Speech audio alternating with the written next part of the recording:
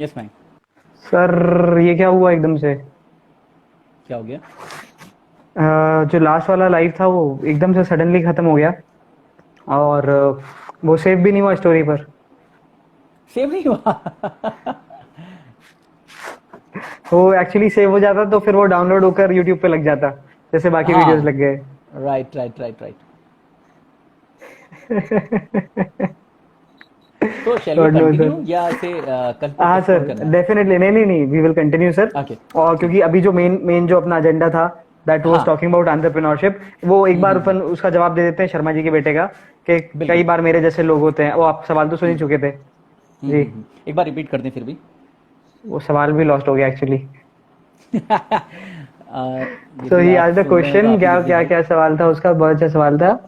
कि मेरे जैसे काफी डिसीजन सारे लेने में लोग लेट होते कर हैं देते हैं। जो ये सोचते हैं कि हाँ अब तो बहुत देर हो गई है, अब क्या करें, अब तो नहीं हो सकता। एक्चुअली देखो, एक्चुअली तो देर कभी होती नहीं, लेकिन फिर भी एक लाइन से इसको मैं कवर करूंगा। एक बहुत अच्छा शेर है किसी बहुत अच्छे शायर का, कि जिंदगी में कई बार ऐसी भी घड़ियां आई हैं, जिंदगी में कई बार ऐसी भी ऐसी भी घड़ियां घड़ी आई आई हैं हैं। जब लम्हों ने खता की और सदियों ने सजा पाई है।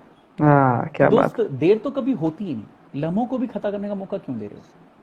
देर तो वैसे हम्म। तो देखिए, जब आप स्टार्ट करो तब अच्छा, देर नाम की कोई चीज होती नहीं। हाँ, ये हो सकता है कि देर कहाँ होती है, देर वहां होती है जो कहाँ, जैसे भाई मेरे लिए देर हो गई कि आप 40 वर्ष के हो गए, अब आप यूपीएससी नहीं दे सकते, यहां मैं मान सकता हूँ कि देर हो गई। बट इसका मतलब ये थोड़ी कि मैं करियर नहीं बना सकता। इसका मतलब ये थोड़ी कि मैं अब जिंदगी में कुछ कर ही नहीं सकता। इसका मतलब ये थोड़ी कि मैं कुछ बन नहीं सकता। कुछ लोग सोचते हैं कि अब बहुत देर हो गई है कुछ न्यू स्टार्ट करने में। देखिए, इसके लिए तो आ, आप हजारों एग्जाम्पल ऐसे पढ़े हैं जहां पे ये देर नाम के शब्द होते नहीं। वारेन बफेट साहब को ले लें, आप उमर सर ईरानी अभी जी को ले अभी लें। अभी 2 दिन पहले ये शर्मा हम्म। जी के बेटे, आई डोंट नो थे कि नहीं थे उस सेशन में, हाँ दिनेश मोहन जी का मैंने इंटरव्यू लिया था। हाँ हाँ हाँ। He 61 years old. He hmm was working for Haryana government. Hmm उनके कोई एक बहुत मतलब एक सबसे जो दिल से सबसे जुड़े हुए पर्सन थे, उनकी डेथ हो गई। And hmm he got into nervous breakdown और बहुत हम्म सारे प्रॉब्लम्स आए उनको physically. He was hmm. 61, like age है अभी राइट नाउ। ओह। और उनका वजन 130 किलो बढ़ गया। अपनी बॉडी बैलेंस नहीं कर पाते थे। और hmm. At the age of 57 he loss 70 KGs. लगभग ओह। 70 किलो वजन कम किया उन्होंने। एंड उसके बाद भी वो रुके नहीं, उसके बाद वो एक फैशन आइकन बने। पहले मॉडलिंग की, फिर वो सुपर मॉडल क्या बने। बात है! जी सर, 60 साल की उम्र में सलमान खान के साथ भारत मूवी में आए। अभी ओह। जो दरबार मूवी आई थी रजनीकांत के साथ, रजनीकांत साहब के साथ, उसमें मूवी में थे वो, सांड की आंख में उन्होंने एक ओह, लीडिंग रोल किया। तो मेरे क्या हिसाब बात से, है! हाँ मतलब बिल्कुल सही हाँ, बात है जब लेट आप कुछ बोलते होती हैं, नहीं तो है। लेट क्या है यार। और आपने कितनी अच्छी लेट। बात बोली सर, जहां पर डेडलाइन होती है वहां पर ठीक है, एक बार मान सकते हैं। पर हाँ जहां लाइफ में कैसे हो जाता है, you miss the session. Sharma ji के बेटे, if you miss the session, एक तो आप अपना नाम बता दो तो मैं आपको सही नाम से बुला लूं। दूसरी हाँ बात, हाँ, ये अगर बड़ा आपने वो सेशन मिस कंफ्यूजिंग है। कर दिया है, तो आप मेरे यूट्यूब पेज पर जाइए, मयंक द मोटिवेटर। आप मुझे डीएम कीजिए, मैं आपको लिंक भेजता हूँ। आपको सेशन के बाद मुझे डीएम करना, मैं आपको लिंक भेजूंगा। और वो पूरा इंटरव्यू देखिएगा सर, आप भी एक बार देखिएगा सुमित सर। आप भी एक बार वो 100% इंटरव्यू आएगा। जरूर देखिएगा, मैं आपको लिंक शेयर श्योर करूंगा। Sure sure. और अब श्योर आ श्योर। जाते हैं सर, थोड़ा सा मैं आपसे फास्ट फास्ट क्वेश्चंस पूछूंगा। प्लीज और प्लीज एकदम प्लीज। स्पेसिफिक, क्योंकि अब जो सेशन था वो है चूजिंग द करियर। तो राइट। करियर को किस तरीके से चूज करना है। तो एंटरप्रेन्योरशिप आपके अनुसार क्या होती है सर? देखिए, एंटरप्रेन्योरशिप, पहली बात तो मैं बिजनेस की बात करते हैं, एंटरप्रेन्योरशिप की बात करते हैं, तो सबसे पहले आप ये क्लियर रहें कि यदि आप एंटरप्रेन्योरशिप में आना चाहते हैं और आप सोचते हैं कि मुझे कुछ बिजनेस करना है, तो एक चीज जिंदगी में हमेशा तैयार रहें, रिस्क लेनी पड़ेगी। अच्छा। यदि आप में रिस्क लेने की ताकत नहीं है और आपको लगता है मैं रिस्क लेने की कंडीशन में नहीं हूं, या आपको लगता है रिस्क लेना ही नहीं चाहिए, सेफ जोन में खेलना चाहिए, तो फिर एंटरप्रेन्योरशिप आपके लिए नहीं। अच्छा। बिजनेस में, हाँ, दुनिया का कोई ऐसा बिजनेसमैन नहीं बना जिसने कभी रिस्क नहीं लिया। जब भी कुछ नया स्टार्ट करते हैं या कुछ नया करते हैं, अब इस रिस्क को दो तरह से आप देख सकते हैं। पहला रिस्क ये होता है कि मुझे लगता है फाइनेंशियल रिस्क, और ये चीज हमारे साथ इससे नहीं हुई कि हमने इस रिस्क को हमेशा रिस्क की जगह अपॉर्चुनिटी लेकर रहा। जब हमने कुछ नया, क्योंकि कॉन्फिडेंस यहां पे बहुत बड़ा मैटर था। हमें पूरा बिलीव था कि जब हम इसमें काम करेंगे या कुछ करने की कोशिश करेंगे तो यस, सक्सेस होंगे। सक्सेस भी भले टॉप पे ना हो, लेकिन लूजर नहीं कहलाएंगे, ठप नहीं रहेंगे, जीरो पे नहीं आएंगे, या ये नुकसान तो नहीं लाने देंगे। इतना तो यकीन था, तो कॉन्फिडेंस था, लेकिन रिस्क तो थी। एक काम छोड़ के दूसरा, या ऐसा सेफ जोन में जाने की जगह फिर कुछ नया करना, 5 6 7 8 बार लगातार कहीं और के निर्णय से नीचे आने के बाद भी फिर नया कुछ चालू करना, तो ये एक बिजनेस की तरफ जाने का था। लेकिन यदि आपको इतना भी अपने आप पे यकीन नहीं है, आप कॉन्फिडेंट नहीं, और आपको लग रहा है कि मेरे में रिस्क लेने की कैपेसिटी नहीं है, तो फिर बिजनेस नहीं करना चाहिए। एंटरप्रेन्योरशिप सिर्फ एक चीज़ है, और एंटरप्रेन्योरशिप का अब जो जमाना है इससे बेहतर कुछ नहीं है। देखिए अब बहुत सारी कंपनियां जो हैं वो चीन से हट के यहाँ पे आएंगी। अब हमारे यहाँ लघु उद्योग से लेकर बाकी सब चीज़ें, एमएसएमई से लेकर बहुत सारी नई चीज़ें इतनी डेवलप होंगी, इतना बिजनेस है। और एक पहले का समय हुआ करता था मैं, जहाँ पे ये होता था कि यदि आपकी जेब में पैसा है तो ही आप व्यापार कर सकते हो। आपने इस पूरी लिंक में, जब मैंने पूरी जर्नी आपको बताई, आपने देखा कि जब हम एक चीज़ पे खत्म हुए तो पैसा भी जीरो हो चुका था। हमारे पास पैसा नहीं था, बैकबोन नहीं थी बहुत मजबूत, या बहुत बड़ा पैसा नहीं था कि उससे कुछ नया चालू कर दिया चलो क्या फर्क पड़ गया, नहीं। तो मैं कहना चाहूंगा कि यदि आप एंटरप्रेन्योरशिप के बारे में, बिजनेस के बारे में सोच रहे हैं तो पहले तो ये भ्रांति हटा लें। वो समय गया जब आपके पास बहुत बड़ा पैसा होना चाहिए था, तभी आप व्यापार कर सकते थे। अब पैसा नहीं बचता। अब आपके कंसेप्ट कितना बेहतर है उससे फर्क पड़ता है, आप कितने तरीके से सोचते हैं ये फर्क पड़ता है, आप क्या पॉजिटिव सोच रखते हैं इससे फर्क पड़ता है। और दूसरा, आप रिस्क लेने को रेडी हैं क्या? रिस्क किस चीज की? पैसे की नहीं, रिस्क टाइम की, रिस्क आपकी लाइफ की। Are you ready for that? और यदि आप हैं तो आप एक बहुत अच्छा एंटरप्रेन्योर बन सकते हैं। और मैं तो कहता हूं कि हम सबको एंटरप्रेन्योर बनना चाहिए। जब आप लाखों लोगों को रोजगार देंगे तो ज़्यादा अच्छा है, जबकि खुद बनस्पत किसी रोजगार में जाए। और अभी इतना सुनहरा अवसर है, इतना गोल्डन पीरियड है अब आने वाला समय इस चीज़ का। कई ऐसी चीज़ें हमारे सामने आ चुकी हैं जिन्होंने बिल्कुल कम इन्वेस्टमेंट करके, आज से पहले कोई व्यक्ति नहीं जानता था, कोई ट्रैवलिंग वाला, कोई ट्रांसपोर्ट वाला कंपनी नहीं जानता था कि बिना कोई गाड़ी खरीदे कैसे बिजनेस होता है। ओला ने बिना कोई टैक्सी खरीदे 8 लाख टैक्सी खड़ी खरीदी। किसी होटल वाले को नहीं पता था कि दूसरा होटल कैसे खड़ा करता है। ओयो ने बिना एक होटल खुद का खरीदे आज 58,000 से ज़्यादा होटल हर जगह खड़े कर दिए। तो बिना कोई प्रोडक्ट खुद का बनाए अमेजन और फ्लिपकार्ट जैसी कंपनियां 5-5 करोड़ प्रोडक्ट बेचती हैं। तो अब बात मैन्युफैक्चरिंग की नहीं है, अब बात सर्विस सेक्टर की है, अब बात आइडिया की है, अब बात कंसेप्ट की है, अब बात इस बात की कि आप कितने डेडिकेटली उसमें इन्वॉल्व हों। तो यदि आपके पास व्यापार में लगाने के लिए पैसा नहीं है तो आप ये मत सोचिए कि मैं बिजनेसमैन नहीं बन सकता क्योंकि मेरे परिवार में किसी के पास पैसा ही नहीं था, तो मैं पैसे नहीं लगाऊंगा तो मैं व्यापारी कैसे बनूंगा। ये भ्रांति है। सर आपके अनुसार पढ़ाई कितनी इंपॉर्टेंट है आज के यूथ के लिए अगर उसे सक्सेसफुल होना है तो? मैं देखिए, पढ़ाई की यदि बात करें तो पढ़ाई तो हमेशा ही इंपॉर्टेंट है, बट सिर्फ पढ़ाई इंपॉर्टेंट नहीं है। देखिए दोनों बातें अलग अलग हैं। तो मैं पढ़ाई को थोड़ा सा यूं रिफ्रेश कर देता हूँ, स्कूल जाना, कॉलेज जाना कितना इंपॉर्टेंट है? दोनों इंपॉर्टेंट है, क्योंकि यदि आपके पास स्कूल जाना और कॉलेज जाने के साथ आपने पढ़ाई करी है, थ्योरिकल आपने पढ़ा है, तो आप जो काम कर रहे हो उसमें थोड़ा सक्सेस होने के चांसेस थोड़े से और बढ़े। लेकिन देखिए फिर भी मैंने जो बात कही थी कि एमबीए वाले को भी पढ़ा कौन रहा है? जो जॉब कर रहा है। जॉब वाले। तो आफ्टर ऑल वो एमबीए वाला भी व्यापार में जब जाएगा तो उसका प्रैक्टिकल एक्सपीरियंस ही काम में आएगा। तो यानी आप फिर अल्टीमेटली कहना चाह रहे हैं कि उसका एमबीए किसी काम नहीं आएगा एक्चुअल बिजनेस में? थ्योरिकल नॉलेज किसी काम में नहीं आएगा। तो प्रैक्टिकल नॉलेज तो क्या मिल रहा है? एजुकेशन में से प्रैक्टिकल नॉलेज मिल रहा है क्या? काम कर ही नहीं मिलेगा। आपकी पढ़ाई का आपके बिजनेस में, आपके सक्सेस होने में, आपके एंटरप्रेन्योर बनने में कितना योगदान है? इतना मेरी पढ़ाई का तो कुछ भी नहीं है। ओके। क्योंकि मैंने उतना पढ़ाई नहीं। एक ही प्लस पॉइंट है भाई, मैंने करा तो कंप्यूटर साइंस में था, बीएससी इन कंप्यूटर साइंस, जिसका मैंने कुछ करा ही नहीं कभी। आप दो चार अपने आसपास के रोल मॉडल्स का नाम लीजिए। मेरे आसपास के रोल मॉडल में एक तो आप भी हो, उसमें कोई शक ही नहीं है। Yes you are. और बात करूं यदि मैं अपने आसपास के कुछ लोगों में, तो मैं देखता हूं अमर सर हमारे एक अच्छे मित्र हैं, वो भी हैं। और मुझे अमर सर की लाइफ में भी उनकी पढ़ाई वाला कुछ ज्यादा मैं अगला सवाल आने वाला था। और दूसरा नाम? और दूसरे में बात करूं तो रितेश है, वो भी इंजीनियर है, उसका भी कभी मुझे ऐसा नहीं कभी लगा। हाँ, तो देखिए जब बिजनेस की बात करें तो आपको वहां पे पढ़ाई वाले लोग बहुत कम मिलेंगे, और जहाँ पे उनकी पढ़ाई से रिलेटेड। लेकिन हाँ, पढ़ाई आपको ये बता देती है कि लोगों से बात कैसे करना है। पढ़ाई आपको ये समझा, ये पढ़ाई बताती है। हाँ, पढ़ाई आपको मतलब बेसिकली ये तो ये सीखने वाली चीज है, लेकिन कम्युनिकेट करने का तरीका तो समझा देती है कि एक रिस्पेक्ट क्या होती है। वैसे तो ये बात भी मैं शायद कंट्रोवर्सी हो जाएगी कि ऐसा तो है नहीं कि जो पढ़ा लिखा नहीं उसको बात करना नहीं आता, बिल्कुल आता है। बिल्कुल। अच्छा, एक और पॉइंट है जो कभी कभी अमर सर ही बोलते हैं, या शायद आपने उनके मुंह से सुना भी हो, कि पढ़े लिखे होना और समझदार होना दोनों अलग अलग बातें। अलग अलग बात। जरूरी नहीं कि आप पढ़े लिखे हो तो आप समझदार हो, या कई ऐसे पढ़े लिखे लोग देखे मैंने जो समझदार नहीं है, और कई ऐसे बिना पढ़े लिखे लोग देखे जो बहुत समझदार हैं।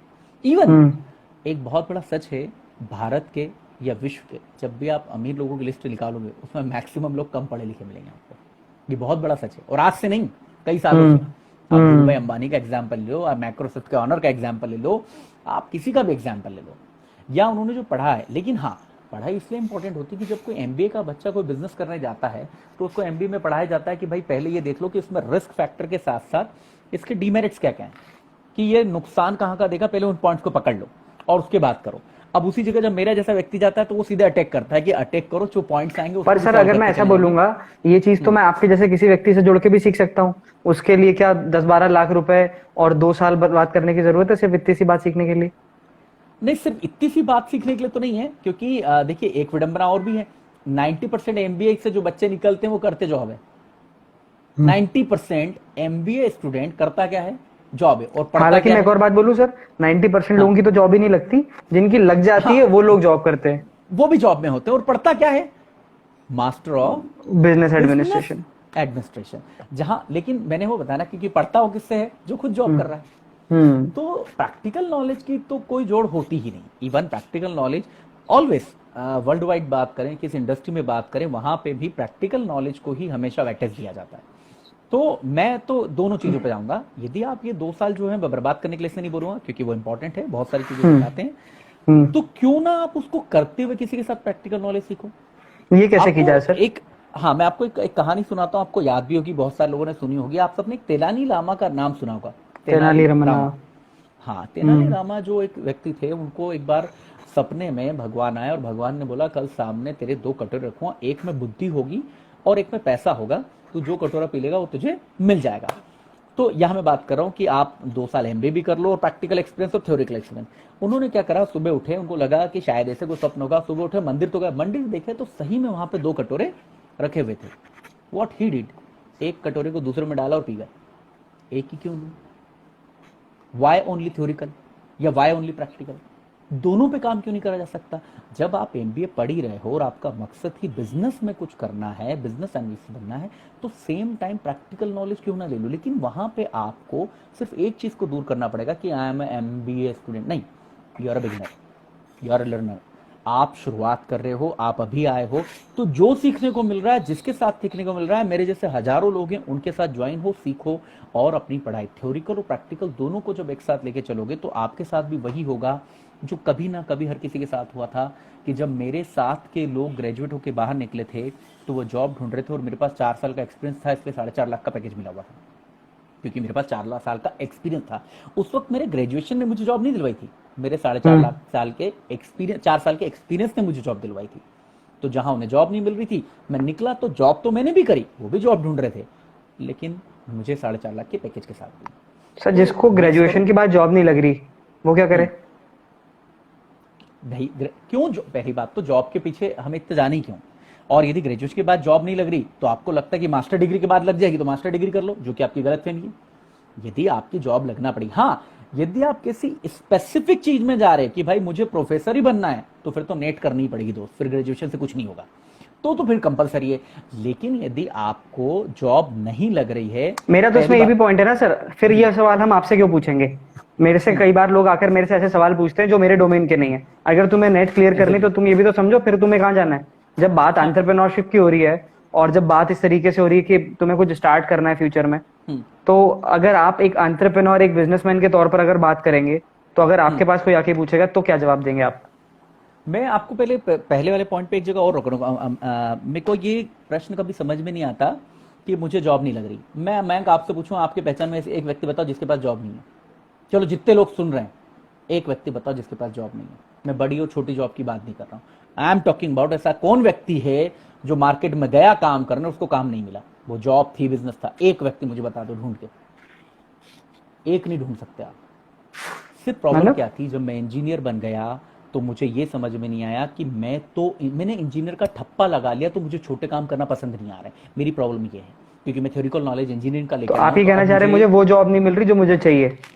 एग्जैक्टली बाकी दुनिया में ऐसा कोई व्यक्ति नहीं बना जिसे जॉब ना मिले। मैं ये नहीं बोल रहा हूँ जाके ऑफिस बॉय बन जाओ, but what I am talking about practical knowledge के लिए, यदि आपको ऐसा कुछ आपके जो स्ट्रीम है उससे रिलेटेड हो, और यदि एक स्केल नीचे भी हो, देन डू इट। बट मैं ये मानने को तैयार नहीं हूं कि दुनिया में किसी को जॉब नहीं मिल रही। हर जगह जॉब है, हर जगह काम है। काम, जॉब का मतलब 1 से लेकर 8 घंटे की नौकरी या 30 दिन का काम करके पैसा कमाना नहीं। जॉब का बेसिक मकसद होता है कि मैं किसी काम में लग जाऊं।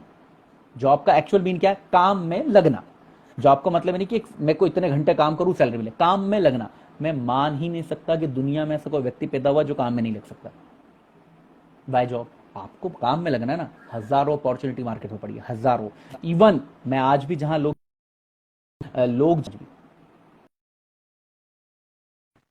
इन दिस पोजीशन भी अपॉर्चुनिटी ज्यादा है, एन नंबर ऑफ स्कोप्स, हर जगह स्कोप है, हर जगह है। ये पूछ भी रहे हैं कि scope off campus placement, campus के अलावा क्या स्कोप है जॉब्स का? दोस्त देखिए, यहाँ पे एक तो आपकी रुचि किस चीज में है, और प्लेस यदि देखिए प्लेसमेंट में तो फिर हम जॉब पे आ जाएंगे। मैं तो फिर से, क्योंकि मैं एंटरप्रेन्योर की बात करूं तो मैं तो आपसे बात करूं बिजनेस पे ट्राई करिए, किसी व्यापार की कोशिश करिए। जैसे मैं भी नेटवर्किंग की बात कर रहा था, नेटवर्किंग अपने आप में एक बिजनेस होता है, वो करिए, या आपको जो लगता है व्यापार करिए, कोशिश करिए। आजकल तो हर तरह से स्टार्टअप लोन्स मिल रहे हैं, हर चीज होती है। व्यापार की कोशिश करिए, जॉब की कोशिश करिए, छोटी छोटी चीजें बनाने की कोशिश करिए, छोटी छोटी चीजें बनवाने की कोशिश करिए। व्हाइट लेवल मार्केटिंग मेरा एक सेशन है, कभी होगा तो हम इस पर बात करेंगे। मैं 10 अलग अलग तरीके बताता हूँ बिजनेस स्टार्ट करने के। व्हाइट लेवल मार्केटिंग करिए। व्हाइट लेवल मार्केटिंग का कितना बड़ा जमाना है, बनाता कोई और है। आज जितनी भी कंपनियां आप देखते हैं वो सब व्हाइट लेवल मार्केटिंग करती हैं, बनाता कोई और है। व्हाइट लेवल मतलब जिसको कोई लेवल ही नहीं है, बनाया किसी और ने, लेवल मेरा चिपकाया, मार्केट में जाके पिक गया। फिर मुझे यहाँ ट्रेडिंग करनी है, मुझे उस अंडरस्टैंडिंग को समझना है, मैं वो कर सकता हूँ।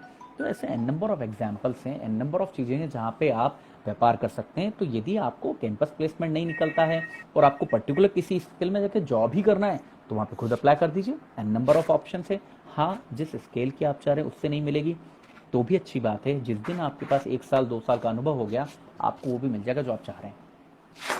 अच्छा, सर मेरा एक सवाल है। अभी हमें पता है कोरोना से बहुत सारे लोगों की जो है वो जॉब जाने वाली है या जा चुकी है। वो लोग जो मिड 30s में है, 40s में है, 45 के आसपास हैं, जो एक बहुत अच्छा करियर रन कर रहे थे कोरोना के पहले, और अब उनके सामने से वो जो स्कोप है वो चला गया, अब वो लोग क्या करें सर?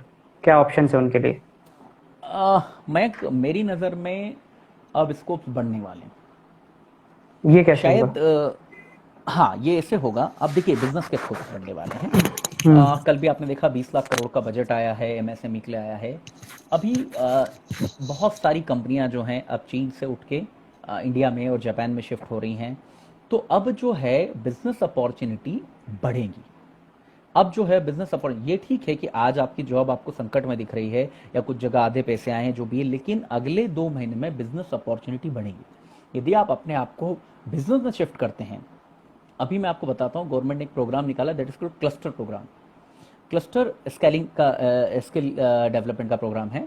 क्लस्टर में एक जैसे, क्लस्टर मतलब एक एरिया होता है, जैसे इंदौर जो क्लस्टर, उसमें देवास भी आता है, खरगोन भी आता है, खंडवा भी आता है, उज्जैन भी आता है। इस क्लस्टर में एक जैसे बिजनेस करने वाले 100 लोगों को लिया जाएगा। एग्जाम्पल सारे के सारे कुम्हार हैं, दर्जी हैं, जो भी हैं, वॉट मैकेनिक है, वॉट एवर, उन सारे लोगों को एक जैसा लिया जाएगा और उनको स्किल डेवलप करा जाएगा। किस लिए? कि अब जो चीन से जो कंपनियां थी वो जब यहाँ पे आएंगी और जो उनके स्किल की होगी तो उनको एक बहुत बड़ा काम मिल जाएगा, क्योंकि अब जो है असेंबलिंग के काम बढ़ेंगे। आपने कभी चीन की यदि देखा हो तो चीन में क्या होता है, जब एक कैलकुलेटर बनता है तो उसका कवर कोई और बनाता है, मदरबोर्ड कोई और बनाता है, प्लास्टिक के बटन कोई और बनाता है, असेंबल करके चिपकाता कोई और बेचता कोई और है। मतलब एक काम को 4 जगह डिस्ट्रीब्यूट किया जाता है। सेम कंसेप्ट अब यहाँ पे डेवलप होगा। जब ये क्लस्टर का काम जो हो रहा है, क्लस्टर स्किल डेवलपमेंट का, तो ये एक ही काम को 100 अलग लोगों को सिखाएंगे। एक कंपनी आएगी, वो छोटे छोटे हिस्से में इस काम को बांटेगी, ये सब करके उसको देंगे, वो असेंबल करेंगे और एक नया प्रोडक्ट सामने आएगा। तो लॉकडाउन के 2 महीने बाद जितनी अपॉर्चुनिटीज ओपन होगी वो ज़्यादा होंगी। अब हमारे यहाँ एम्प्लॉयमेंट भी बढ़ेगा, वर्किंग बढ़ेगी। यदि आप बिजनेस के बारे में सोचते हैं और आपके दिमाग में ये गलतफहमी कि आपके पास पैसा नहीं है तो बिजनेस नहीं कर सकते, इसको भी निकाल दीजिए। यदि आप बिजनेस के बारे में सोचते हैं, एंटरप्रेन्योर बनना चाहते हैं, तो this is the right time. Even आपकी एज कोई भी हो, आप बिजनेस में आ सकते हैं। और जॉब को लेके भी मैं आपको फिर से बोल रहा हूँ, आप तैयार रहें, जॉब को लेके भी बड़ी चीज़ आपके पास आने वाली। बट मैं बिजनेस को प्रेफर करूंगा। यदि आप बिजनेस में आते हैं तो आप अपने साथ कई लोगों को जॉब दे सकते हैं। तो जॉब देने वाला बनिए, जॉब लेने वाला क्यों बनना चाहते हैं। लॉकडाउन के बाद स्थितियां अनुकूल होंगी, प्रतिकूल। अच्छा, प्रतिकूल नहीं होंगी? हाँ जी, बिल्कुल। अच्छा सर, ये जो स्टूडेंट्स हैं वो लोग क्या करें, जिनको ये क्लियर नहीं आ रहा कि एग्जाम्स कब होंगी, उनकी एग्जाम्स कितने टाइम के लिए डिले हो रही हैं, उसके बाद एग्जाम होगी भी या नहीं होगी, जिन लोगों के कॉम्पिटिटिव एग्जाम्स थे वो डिले हो गए, एक साल अब उन्हें वेट करना पड़ेगा, ऐसे लोग क्या करें? मैं देखिए, दुनिया में 2 चीज़ें होती है, एक नियंत्रित और अनियंत्रित। मेरे हिसाब से आपको अनियंत्रित चीज़ों पर ध्यान ही नहीं देना चाहिए। एग्जाम की डेट कब आएगी आप डिसाइड कर सकते हैं, ये आपके कंट्रोल में है? नहीं है। तो जो चीज आपके कंट्रोल में नहीं है उसके बारे में सोच के करेंगे भी क्या? चलो 5 घंटे की जगह 6 घंटे उसके बारे में सोच लो, लेकिन उसके बाद भी आंसर क्या आएगा उसका? जब I don't know. यूनिवर्सिटी बता देगी, जब यूनिवर्सिटी डेट दे देगी तब कर लेंगे। तो जो चीज अनकंट्रोलेबल है उसके बारे में सोचने का या उसके बारे में समय बिगाड़ने का या ओवर थिंकिंग करने से कोई फर्क नहीं पड़ेगा, तो उसके बारे में सोचना ही बंद कर दें। जो चीज आपको पता है कि आपके कितने भी सोच लेने से या पूरे परिवार को भी साथ में बिठा के सोच लेने से या हमारे साथ डिबेट करने से भी उसका कोई हल नहीं निकलेगा, उसके बारे में तो सोचना ही बंद कर दें। Why you think like this कि अब कब एग्जाम होगी? जब भी होगी सामने तो आएगी। ऐसा कभी नहीं होगा, हाँ ये मेरी गारंटी, ऐसा कभी नहीं होगा कि यूनिवर्सिटी आपको ये नहीं बोलेगी कल एग्जाम है आ जाना सुबह। एटलीस्ट आपको एक समय मिलेगा, इंटीमेशन मिलेगा। तो आज उस बारे में सोचने का क्या सेंस कि मेरे एग्जाम का क्या होगा, कि अब एग्जाम कब होगी, कॉम्पिटेटिव एग्जाम का कौन सा समय आएगा, ये अनियंत्रित चीजें। तो जो आपके नियंत्रण में उसके बारे में सोचिए कि मुझे क्या करना चाहिए, कल मैं क्या नया करूं, इस लॉकडाउन पीरियड में जो हुआ वो गया, जब तक एग्जाम नहीं आती मैं क्या कर सकता हूं, इसके बारे में सोचिए। ये ज्यादा इंपॉर्टेंट है। जो लोग अपना बिजनेस स्टार्ट करना चाहते हैं सर, उनके दिमाग में आइडिया भी है, सारी चीजें भी है, बट उनके पास पैसा नहीं है, वो लोग क्या करें? मैं फिर से इस बात पे आऊंगा कि पैसे की जरूरत ही नहीं होती है बिजनेस करने के लिए। बिजनेस करने के लिए यदि आपके पास आइडिया है और यदि आपके आइडिया में दम है और आप कॉन्फिडेंट हो, तो मैं आपको बोलूं आपके आइडिया को 10, 15, 20, 50, 100 लोगों के सामने फेंक दीजिए मार्केट में। ये बिल्कुल मत सोचिए कि मेरा ये आइडिया कैसे कुछ होगा नहीं होगा, सर? कुछ नहीं होता। देखिए, जब मैं अपनी बात करता हूं, जब हमने 2019 में सोचा कि हिप्पो कॉर्पोरेशन के प्लान को चालू करें, हमने लोगों के सामने अपनी बात रखी। एक तो प्लस पॉइंट ये होगा कि जब मैंने लोगों के सामने अपनी बात रखी तो उन लोगों को मुझ पर विश्वास था कि भाई ये व्यक्ति ने आज तक जो करा अच्छा ही करा है, ये असफल नहीं होगा, सफल ही होगा। तो जब हमने लोगों के सामने बात करी, उन्होंने हमारे आइडिया में दम था, उसे एक्सेप्ट करा, उसे रेडी करा, समझा, और हमने उनसे डिस्कशन करी और धीरे धीरे उस आइडिया को लोगों को बताया। कुछ लोगों को बोला कि आप इसमें इन्वेस्ट करोगे, तो वो रेडी भी हुए। हमने देखो, एक तरीका है कि मैं मान लूँ कि मेरी जेब में पैसा नहीं, उधर बढ़ जाऊँ और आइडिया को भी घर पे रख लूँ, और आइडिया को घर पे रख लूँ तो जिंदगी कभी वो प्लेटफॉर्म पे आएगा ही नहीं। जब सामने आएगा नहीं तो उसका कुछ होगा ही नहीं। मैंने रिलायंस को दिया, उन्होंने माना तो खुद ने चालू कर दिया। तो आप अपने आइडिया यदि आपके पास है और आपको लगता है यूनिक है, तो लोगों से बात करना उसके बारे में चालू करिए। बिना और वो लोग कहाँ ढूंढूं मैं सर? कहीं मत, अपने आसपास में। जैसे आपको कहीं ढूंढने की जरूरत नहीं है। पहले तो एक कॉलेज स्टूडेंट्स के ऊपर कौन ट्रस्ट करेगा? उसके माता पिता, उसके माता पिता के रिलेटिव, उसके रिलेटिव, उसके फ्रेंड के माता पिता, और कोई ट्रस्ट नहीं करेगा, उसका फ्रेंड तो करेगा। भाई दोस्त से अच्छा तो कोई उस वक्त नहीं होगा। और यदि आपने अपने दोस्त को यकीन दिला दिया तो पार्टनरशिप में उसके साथ व्यापार चालू नहीं हो सकता। उसके माँ बाप तो सपोर्ट कर सकते हैं, चलो आपके माँ बाप और अभी एक सवाल आया कि किसी ने वो आइडिया चुरा लिया तो? हाँ, मैं ये इस पॉइंट पे आ रहा था कि पहली बात तो इस डर से सबसे पहले बाहर हो जाइए कि आइडिया किसी ने चुरा लिया था। चलो मैं बोलता हूँ किसी ने नहीं चुराया, 40 साल तक आप ही के पास रखा रहा, तो क्या हो गया? तो ये डर, फिर वही वाली बात है, अनकंट्रोलेबल थिंग। हम ये सोचते हैं। अभी मैं आपको इस बारे में एक कहानी सुनाता हूँ। क्या हुआ, दो लोग थे, आइडिया की बात को समझिएगा। दो लोग थे, उन्होंने सोचा कि यार एक काम करते, गन्ने की खेती करते हैं, गन्ने की खेती करेंगे, उसमें बहुत फायदा, अपन अगले साल गन्ने की खेती उगाएंगे। फिर एक दोस्त ने दूसरे, यार लेकिन अपन ने गन्ने की खेती करी और किसी ने अपने गन्ने रात को चुरा लिए तो क्या करेंगे? तो दूसरे बोला यार अपन बाढ़ लगा देते हैं, बाढ़ लगा देंगे, काम हो जाएगा। फिर तीसरा बोला यार बाढ़ तो लोग कूद के भी आ जाएंगे और अपने गन्ने चुरा लेगा तो क्या करेंगे? तो बोला एक काम करते हैं, सीमेंट वाली जो होती ब्रिक्स वो लगा। बोले यार गांव वाले तो वो तोड़ देंगे और अपने गन्ने खा गए तो क्या करेंगे? तो उन्होंने क्या करा, रात को उठे, पूरे गांव के आसपास घास बिछाई, लकड़ी बिछाई और आग लगा दी, और दूर से गड़ों के पूरे गांव वाले चला, अब हमारे गन्ने चुरा के दिखाओ। तो जो चीज है ही नहीं, अभी हुई नहीं, जिसके अते पत्ते नहीं, तुम उसके लिए क्या आज दुनिया में आ जाके आग लगाओगे कि उसने मेरा आइडिया? अरे उसको बताओ तो सही, क्या भरोसा वो आपके आइडिया को पसंद करके आपके साथ आ जाए। जरूरी थोड़ी कि आपके आइडिया को चुरा ही ले। और मैं बोल रहा हूं उसने नहीं चुराया तो आपका आइडिया किस मतलब का? तब भी तो खाकी हो रहा था, तब भी तो घर में ही पड़ा था। लेकिन जब आप एक्सप्लोर करोगे, जब आपकी बात लोग सुनेंगे, तो यस वो आपके साथ आएंगे। ऐसा नहीं होता। And sir I also believe in this कि it is not just about the idea, it is about the execution. क्योंकि आइडियाज तो बहुत सारे दुनिया में, सबसे शायद अगर कोई हल्की चीज है आपके दिमाग में सर, अभी 10 आइडिया नहीं होंगे, ज्यादा होंगे, 20 आइडिया, 50 आइडिया होंगे सर, कम से कम 20-25 आइडिया तो मेरे दिमाग में पड़े हुए। पॉइंट इज वो एग्जैक्टली, हर अगर एक कमरे में 100 लोग हैं तो हर व्यक्ति के दिमाग में 100 आइडिया है। एक सवाल है क्या वो एग्जीक्यूशन हुआ?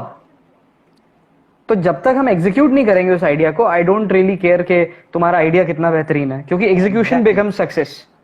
भाई चलो, मैं तो बोल रहा हूँ कई लोगों के पास आइडिया होंगे, व्हाट्सएप जैसे एक और एप्लीकेशन बना दो, तो क्या बना लेंगे? बना लेंगे तो क्या सक्सेस कर पाएंगे? क्या उतने लेवल पे रन कर पाएंगे? तो बात आइडिया की नहीं, आइडिया है तो खुल के बताओ।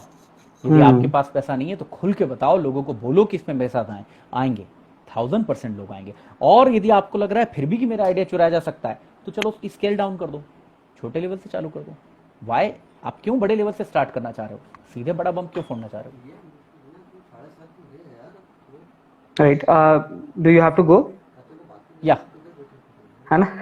तो चलिए सर, फिर आज का सेशन यही वाइंड अप करते हैं। एक लास्ट सवाल पूछ लेता हूं मैं आपसे, एंटरप्रेन्योर बनने के लिए 3 सबसे इंपॉर्टेंट क्वालिटीज एक इंसान के अंदर क्या होनी चाहिए?